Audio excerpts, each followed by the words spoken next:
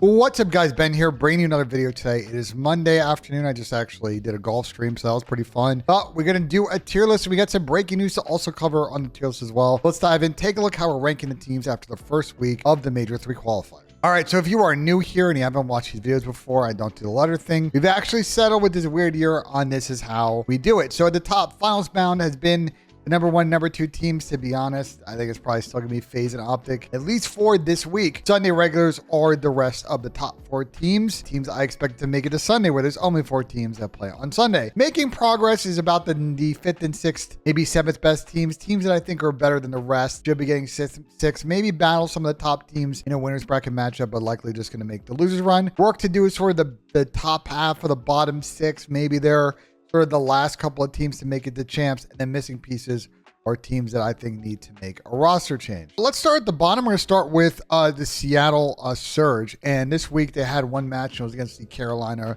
Royal Ravens. And Seattle battled this one out and ultimately took care of business in the search.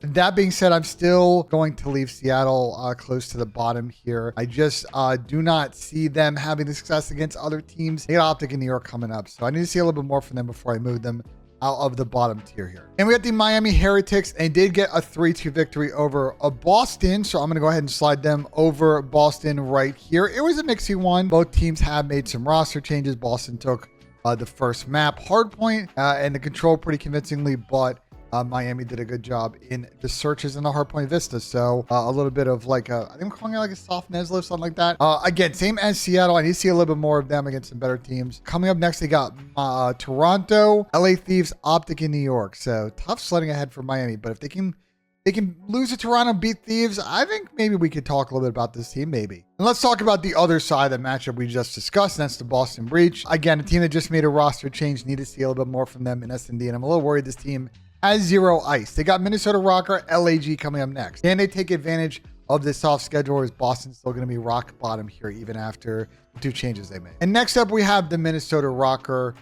They had FAZE and New York. They only won 1 map against both those teams. Hard to really judge Minnesota right now. I'm going to leave them maybe in this spot. I don't really know how to order this tier, this bottom, but they have Boston, LAG, and Thieves coming up. So I think next 2 weeks, we're going to learn a lot about this Rocker team. Now they've gone hard past the top 4 matchups they weren't going to win. And did this team improve in their ice and their S&D with Big P coming in? I thought Pierce played pretty solid coming in, but want to see a little bit more from the squad. Carolina is up next, and they did lose to Seattle 3-2.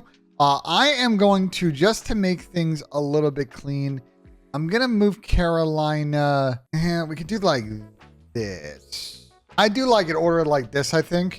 For now, with this bottom tier, I just kind of want to see how this bottom 5 really separate. We'll get to Thieves Y in a second. A tough one for Carolina, but I just don't see them getting better until they drop Fellow or Clay. I just think online is always a difficult thing. They got New York and LAG coming up. So next up, we got the LA Thieves, and I'm going to leave them in work to do. They had a fun victory against the Vegas Legion. We'll get to Vegas, interestingly, here in a second. I'm going to leave Thieves for there for now.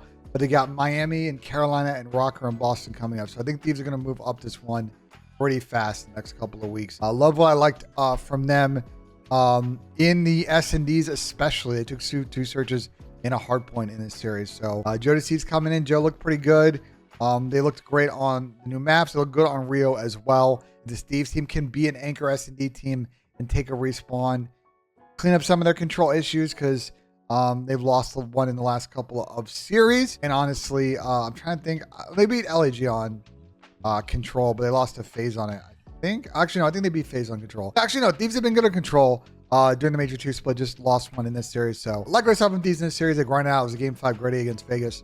Like them and the work to do. We're going to leave them. I want to leave them there. This is a weird one because let's talk about Vegas right now. We can kind of decide what we want to do. Oh, let's talk about LAG actually. Before we get to Vegas, let's talk about LAG because they lost 2 series to Vegas and Toronto and did not win a map.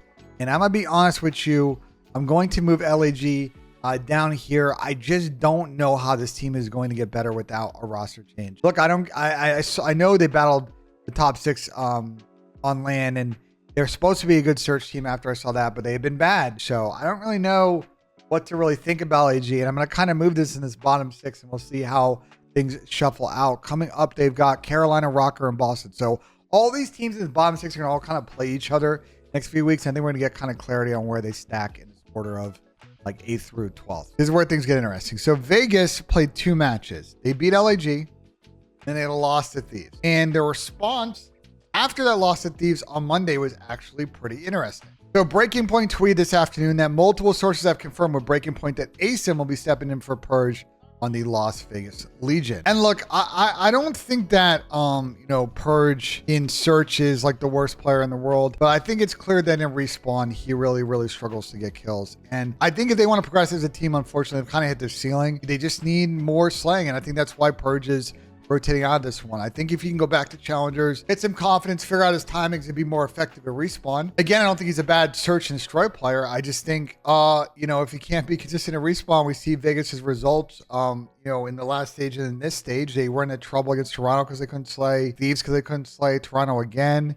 They lost to Carolina because they blew a respawn in that one. So I just think for Vegas to get to where they want to get to, which is consistent fit 6, I think it requires a change. And whether it was Reese Vivid or Capital or Asim, I think either way, more slaying was always going to come in. I think Asim's just sort of an easier plug and play option, someone that can kind of come like PurJ and be unselfish and kind of fill gaps. I'm excited to see what Asim can do with the squad. But that being said, they got OPTIC, Seattle, FAZE, and New York coming up. So not a lot of W's coming up for Vegas. We'll see how they stack up. And it kind of presents you a weird problem with this situation right now, with this tier list. I really don't think either of these teams, in my mind, is kind of in that confirmed fit 6 spot. So I'm going to leave it as is like this. And we'll see how things over the next week or so really kind of spread out amongst these bottom 3 tiers. I think the rest of this is pretty much going to stay unchanged. We had Toronto play 1 match against LAG. Not really much to say on the Toronto end. The only teams they're really losing to these days is FaZe OPTIC and New York. So I got New York coming up this split. New York had a 3-1 against Rocker. The only map they lost in that was at SD High Rise, which is pretty interesting because that's been a pretty great map for New York historically. But other than that, kind of clutch up some hard points. The control, I think New York won pretty cleanly. Excited to see New York score up against FaZe coming up here, but before they got Carolina and Seattle. And then on the Toronto side, they have Miami and then FaZe and then Carolina. So there's a bunch of opportunities for these 2 teams to play FaZe and really try and catch up to FaZe and OPTIC, who are a little bit ahead of both these squads. Now, speaking of FaZe and OPTIC, they did play this week. FaZe actually had a match against Rocker before they played OPTIC. So FaZe are now currently 2-0. OPTIC are 0-1. And I thought it was an interesting matchup between these two. I thought OPTIC came in with a double high rise and was prepared to play those maps. And really, honestly, probably should have won this series 3-0 in my mind, and kind of trolled the S&D by giving away a lot of, not converting enough 4v3s and 4v2s into the control. I think they had a first offensive round they probably should have run, but that's what happens to get to FaZe. If you don't close out your opportunities to get it done versus them, they're always going to find a way to do it, and they did it on the real hard point to take that series 3-1. OPTIC didn't even get a chance to go last map with them. So for now, we'll leave it in this order. OPTIC have Seattle, Vegas, Miami, and Boston, and then FaZe actually get into a really interesting stretch. They got Toronto and OPTIC coming up next. So, Toronto and New York rather. I think FaZe will probably drop one of those. 2-1, and then they got Vegas, Carolina, and Seattle. So it could be an interesting stage for FaZe. I keep them tested. For OPTIC, they got Seattle, Vegas, Miami, Boston, LAG, Thieves. I think they can kind of go 6-1 looking at that schedule, to be honest. So I think if you're an OPTIC fan, you gotta see them convert when they get to land against FaZe and try and get one on the board against these guys, because they've sort of had their number all season. So yeah, I think I'm happy with this list, with kind of how it's settled out. I don't really know how to rank the teams at the bottom 6. It's weird. I don't know. It's a mess. It's weird. I should probably put like Carolina above Seattle, but they also just lost them. And like, I don't know. It's a mess in the bottom 6. They're all about to play each other. And then Vegas and Thieves, with the Vegas change, the Thieves, I just want to see more from them. Right now, neither of them are sort of the defined 5th team. And it's just, there's a gap, man. There's a gap, and then there's another gap. I'm trying to kind of break it out in the tier list for you right now. I think we'll get more clarity in the next 2 weeks on some more separation amongst all of these 12 teams. Let me know in the comments what you guys thought of the tier list. Like if you enjoyed, subscribe for more. And as always, guys, we'll see you on the next one.